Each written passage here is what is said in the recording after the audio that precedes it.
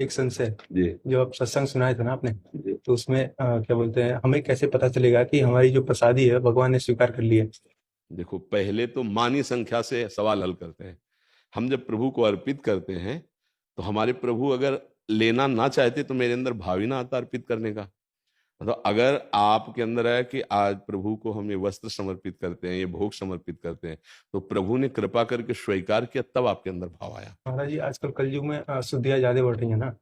भाव की शुद्धि भगवान स्वीकार करते हैं, पदार्थ की नहीं। ध्यान रखना, आपका भाव शुद्ध है तो केला का छिलका क्या भगवान के खाने की चीज है क्या?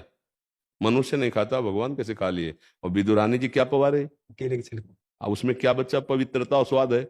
और बखान के पा रहे हैं क्या? भगवान क्या पा रहे? भाव पा रहे ना। वो भाव आपके अंदर भी है, उसको जागृत करो। पवित्रता वस्तु की नहीं, पवित्रता भाव की होती है। युग तुम्हारे भाव पर आक्रमण करता है। तुम्हारा भाव दूषित तो सब दूषित, तुम्हारा भाव शुद्ध तो कलयुग क्या कर लेगा? जब नाम जप कर रहे हो, अच्छे आचरण कर रहे हो, तो कलयुग कलयुग उन्हीं का बुरा करता है जिनका भाव भगवान से बिलग है।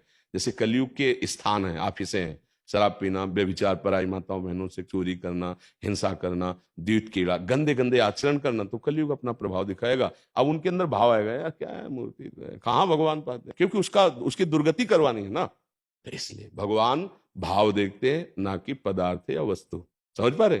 अगर पदार्थ वस्तुओं से भगवान रिझते तो धनी लोग भगवान को रिझा लेते, पर ऐसा कभी नहीं पाया गया। भाव से भगवान को पाया गया है। बाजरे की रोटी में कौन सा स्वाद और कौन सा? धन्ना जाट की बाजरे की रोटी भगवान, सुदामा जी के तंदुल भगवान पाए। और आज भी भक्तों के भगवान जो भाव से अर्पित करते हैं, भगवान स्वीकार करते हैं। उसको मानना चाहिए कि भगवान ने पाया है। भगवान क्या पाए उसमें? भाव आपका पाया। जैसे हमने रोटी दाल सब बना के रखी, पर्दा किया, और जब देखा तो एक चम्मच दाल कम नहीं थी ना एक रोटी कम थी, तो पाया क्या भगवान ने? बोले वो तो वापस चला है? नहीं, उसमें जो आपका भाव था वो भगवान ने पा लिया। और पदार्थ प्रसाद रूप से आप पाओ तो आपका भाव और पुष्ट हो जाएगा।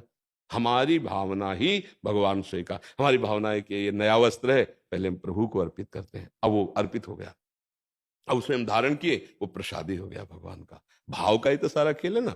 भाव नहीं है तो फिर कुछ भी करो फिर बात नहीं। और ये भाव तर्क से नहीं आता, ये श्रद्धा और विश्वास से आता है। श्रद्धा विश्वास जितना बढ़ाते चले जाओगे उतने ही आपको अनुभव होता जाएगा। श्रद्धा विश्वास ना है तो बड़े तर्क करने पर फिर भक्ति नहीं हो सकती। नहीं, कैसे हो पाएगी? आप देखो, जब गोपाल जी की रचना करते हैं दुकान में, तो पैर को ऐसे फंसा कर रख कर, क्योंकि हिलने न पावे, फिर वो रचना और सब छोटे छोटे सब अंगों का उस समय की देखो। और फिर जब कोई भक्त उनको दुलार कर रहा हो, उस समय को देखो। तो वो भाव केवल मूर्ति करने का है, और वो भाव में भगवान को देख रहा है, और उसी भाव से उसका भगवत प्राप्ति हो जाती है, उसको रुपया मिलता है, वो अपना जीवन यापन करता है, उसको कोई भगवत प्राप्ति थोड़ी हो जाएगी।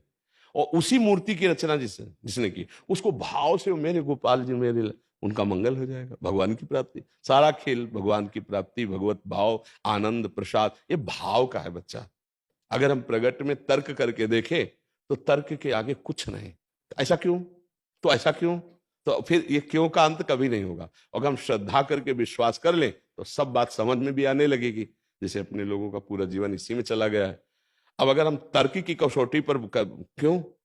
बिना डायलिसिस के अब जी नहीं सकते। हर क्षण कष्ट, हर क्षण उल्टी का जैसा लगना, पानी भी छक्के नहीं पी सकते। अब हम आपको तर्क उपस्थित करें तो आपको लगेगा क्या मिला आपको? नहीं, हमें जो मिला वो ये सब नहीं है। ये सब तो नष्ट होने वाला है? अंदर तो हाइलोजन है। उनका बस।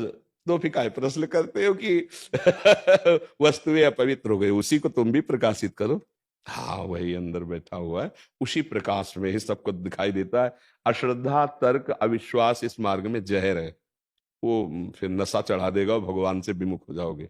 श्रद्धा और विश्वास के द्वारा ही चला जाता है।